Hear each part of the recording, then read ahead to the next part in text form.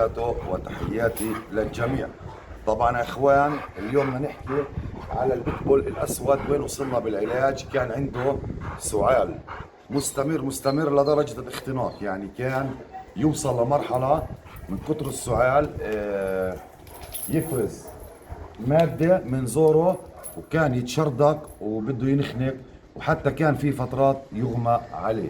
طبعا هاي أمراض بتصيب الكلاب. في ناس يا أخوان ما بتحكي عنها، لكن إحنا بنحب نحكي ويتعلم الجميع ويعالج الجميع، لأنه مش كل شخص بيقدر يروح يعالج ويدفع مبلغ من المال.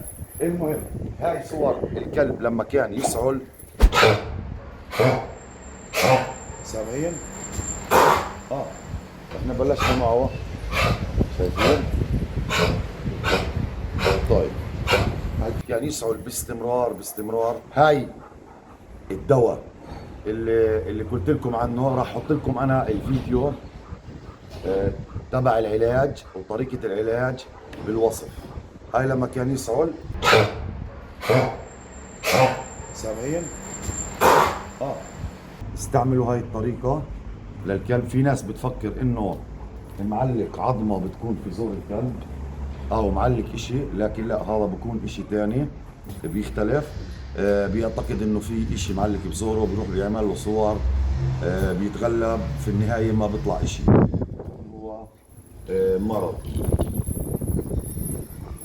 كمان مرة هاي بحط لكم او بحط الفيديو بالوصف بس احتياطا.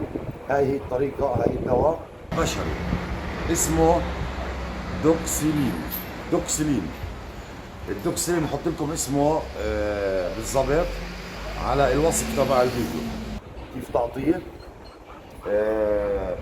بتخلص هذا الكورس تاع الدواء، وبعدين بيرجع الكلب 100%. هاي مش أول مرة، هاي ثالث مرة إحنا بنعالج فيها بنفس نوع هذا الدواء، وناجحة 100%. كثير بيرنوا علي ناس بيحكوا لي كلابه هيك بتضلها تكحكح أو تكح أو سؤال، نفس المرض هذا بصيب الكلاب. إن شاء الله راح ينجح معكم.